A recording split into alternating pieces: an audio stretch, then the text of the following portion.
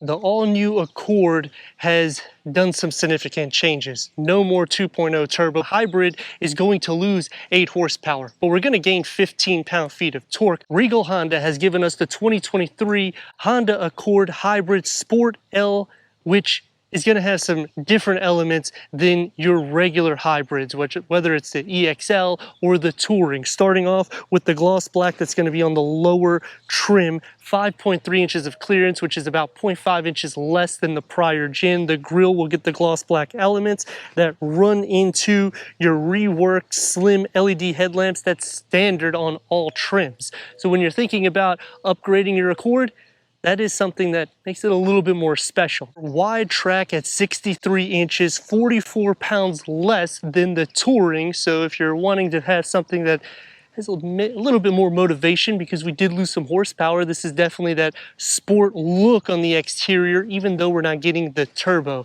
The weight distribution also changes. It's going to be 60-139. If you do the turbo, it's going to be 60-40. So you have a little bit better dynamics. Because this is the sport trim, we're getting these 19-inch gloss black alloy wheels. The gloss black is going to run side view mirrors, the side window trim, shark fin antenna, brushing into the trunk lid spoiler. Going away from the traditional sedan, now giving a European sportback or slope roof design with a length at 195.7 inches. That's 2.7 inches longer than the prior gen. When you start putting all these numbers together, the Kia K5 Turbo, going to make this one night and day difference in performance. It's also going to be a little bit shorter. The same thing with the Toyota Camry. One thing to note is with the Camry and the Kia K5, both powertrains can have more horsepower and torque in a quicker or motivated number to that 0 to 60, where this one has the design elements, but they've taken away the turbo with over 250 horsepower, in which that vehicle could be compared against a BMW 330i. Now you're more looking for a luxury and smooth drive. All hybrids will have 4 driving modes, 2-motor hybrid system with high torque traction management. Now you're looking at a 2.0 liter 4-cylinder hybrid with 204 horsepower, 247 pound-feet of torque. It is going to be paired with a CVT transmission. The sport trim doesn't take away from the dynamics. Look at the lower. The exhaust is going to be tucked underneath. LED tail lamps, which is also standard. All blacked out, which makes this look a little bit more sporty. And because it's a hybrid, you're not sacrificing on MPGs. 46 for the city, 41 for the highway. I mean, this is something that I would personally enjoy if I'm going on long journeys, or if I have to commute 45 minutes to an hour. It's something to really take in consideration, because you got the sport styling. It may not back it on performance, but even in cargo, you're going to have 1.4 cubic feet more than the Toyota Camry. Quick release to go inside, 16.7 cubic feet of storage. We do not get a spare tire, but we have some storage compartments underneath. Split fold the rear bench in the back at a 40-60 split that will increase the cargo to the Accord, with some storage bag holders on both sides. Hybrid engine, Sport L. Let's go inside so you can hear how the engine sounds.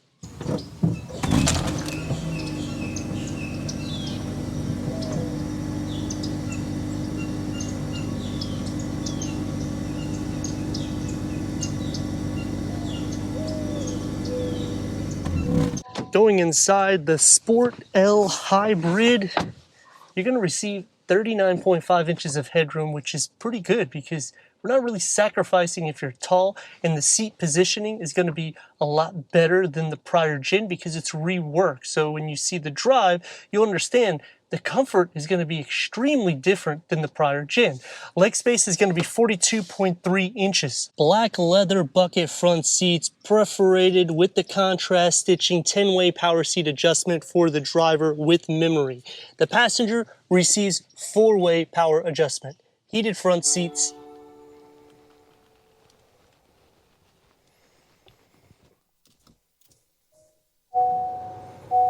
12.3 touchscreen. We do not have navigation. You have to go up the trim. Apple CarPlay, Android Auto, Sirius XM, AM, FM, streaming, Bluetooth audio. We do not get the heads-up display. Every trim gets a 10.2 customizable driver information screen. Honda Link Wi-Fi hotspot, Bluetooth plus streaming audio, SMS text messaging function, stolen vehicle location, sport mode, normal, econ, and the best is the individual, which you can tailor the way you like by hitting through the custom, and you can put it as sport derived as you like, or you can just simply have it as your econ. Put it to reverse, we have a reverse camera, full trajectory for the backup camera, and you can change different camera layouts. The door panels and dash for the front integrate together with the mesh inserts, gloss black and matte black surrounding everything. Dual climate control settings, an area here that you can put a larger cell phone. When you go up the tier, wireless charging pad, 2 USB-A ports, the new key fob for the Honda Accord, which is the same as last year. Leather around your gear lever, the driver mode select, and you'll have for EV only. Soft for your elbows or armrests, open up inside, and it's a pretty deep storage pocket with a 12-volt. Leather wrap 3-spoke steering wheel. As you notice, it was multi-function. It's the Sport, so we get paddle shifters, and the way the stocks look with that push button start. Going into the door panel, it's going to be everyday materials up here on the top. A little bit more soft right here and here. You'll have a little gloss black and matte black mixture with your memory seats for the driver. One touch up and down only for the front windows. Soft where you rest your arms. With a storage pocket that can fit a couple of beverages. With a moon roof. For the back seat, headroom at 37.3 inches. If I move to my left because I'm behind the driver's seat, I'm going to hit the slope roofline or the fastback design. Leg space at 37.2 inches. I have enough room because it's wider than the prior gen. No air vents or USB ports, storage only behind the passenger seat. The door panel is going to be stripped of most of the soft material, so hard. It's going to be a little bit more firm right here. Storage pocket, you can fit at least one beverage. Sitting into the center, headroom is still not really an issue. It's a little bit better because I can just kind of go any which way I like. Leg space is pretty much the same. I will be sharing feet, but the rails for the front are pushed up quite a bit, so it's not going to be too much of an issue there. It's a bit wider than the prior gen. But in shoulder space, we'll be sharing only because of the way the seats are designed. 6 inches wider than the prior gen. We're going to decrease in horsepower for the hybrid trim of last year by 8 horsepower. We do gain 15 pound-feet of torque, so that makes it a little bit more motivated, but it's still not going to be to the extent of the 2.0 turbo with 252 horsepower. 204 horsepower is what we get out of this one with 247 pound-feet of torque, all of which is going to be paired to a CVT transmission. And I say that not to sound like a broken record, but some people don't like CVT transmission, but this is also the way a lot of the automotive industry is going. Now don't get too excited. The paddle shifters are for your regenerative braking system. We're going to show you some performance though. Here we go.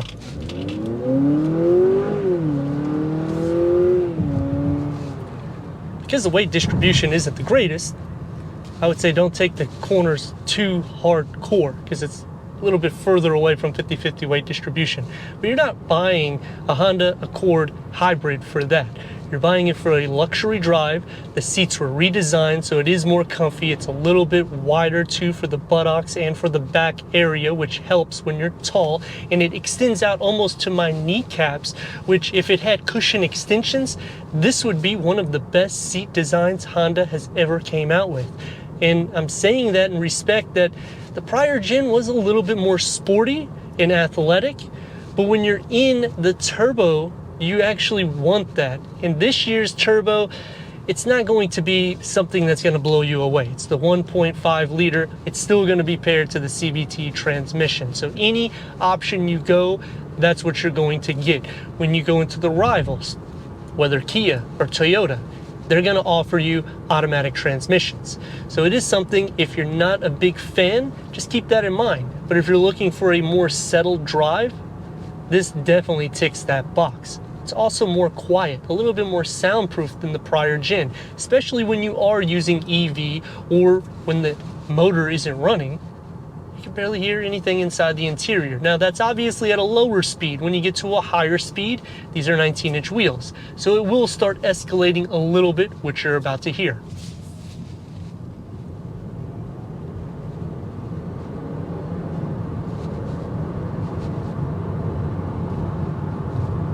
It's not a significant decrease in road noise, but it is still better than the prior gen. The regenerative braking, if you use this, it's like 6-7 grades. It pretty much stops the vehicle more or less. But if you're in traffic, stop and go, I would recommend it because it's going to help give you more range. Now that's going to take me to some things I like and dislike, and starting off with is what I like. When you option the sport trim, you can tell what it is, opposed to all of the other trims because of the gloss black elements and these matte finished wheels. The second thing that I like is when you're in the hybrid trim, all of them wireless Apple CarPlay, wireless Android Auto. What I dislike, if you want the wireless charging pad or your QI charger, you have to go into the touring, but it's not going to look as sporty as the sport. So it's a give and take, and unfortunately, the give and take to it, you can't option it in a lower trim. The last thing that I like, all models receive power driver seats. When you go from the base, all models get heated front seats, LED headlamps, daytime runnings, also your taillights. These are really good things in the sense of you're not spending a ton of money more than the prior gen, and you're getting upgrades that the prior gen didn't offer as a standard. Can't do a review without a brake test. Everything slides forward, so that definitely ticks that box. Turn radius at a stop point. It's gonna receive about 2 lanes. It's rock and roll.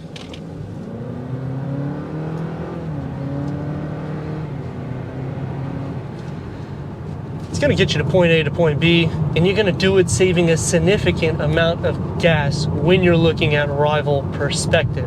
Going to the things that I dislike, you already heard the first. The second thing that I dislike is, even though it looks sporty on the exterior, they really should have done something a little bit more in the sense of giving us maybe a touch more horsepower or torque to be in the sport trim, only because traditionally you would get a turbo 2.0 and you would have over 250 horsepower. Here we're really closer to the 200 and really far from that 250. Paddle shift it so it can brake for us. Release it 1, 2, 3, 4, 5. You have 6 different ways of regenerative braking. The hardest, it kind of stops you. I mean, I'll show you again. It does a pretty good job in the sense of giving you a complete stop. I would say the best is probably around 3 or 4, so that way you don't have such a hard stop and it's a little bit more of an easier transition, because you don't want to be doing like this all the time. It's a retuned suspension. They did it for a reason, to make it more smooth. So maybe play with the paddles to see your happy medium, but for me, around 3 or 4, I would say is the best. Because if you go 6, you're continuously going back and forth. The last thing that I dislike, when you're in the LX or EX, that's gonna be the turbo 1.5 liter. You're not gonna get a hybrid, but what I don't like is the cloth seats that are in the back. They don't push like this. They're more flattened. So you can actually fit 3 adults a lot more comfortably than you can in the leather, because the way the leather is, it kind of pushes you like this or like this, depending on the size that you're, or the side that you're in. As for the dynamics, I mean, if you need to move in and out, again, the motivation is there. It's still quick enough for a practical everyday vehicle. So I think Honda really kept the heritage of a touring vehicle. They have kind of exited some of the sportness, but the exterior really does emphasize sport, especially with the slope roofline. All that European design coming in to a Honda really does change the ball game. I just wish that it did have a little bit more power, or maybe option features on lower trims. That way you don't have to go to the full touring hybrid in order to enjoy all of the luxury amenities in the interior. I'd like to thank Regal Honda for giving us this 2023 Honda Accord Hybrid Sport L for our car review. If you're already a subscriber, thank you for being part of the Hawkeye community. If not, I don't know what you're waiting for. Click the next video on the subscribe button, check out the merchandise website and Instagram, leave a comment and a like.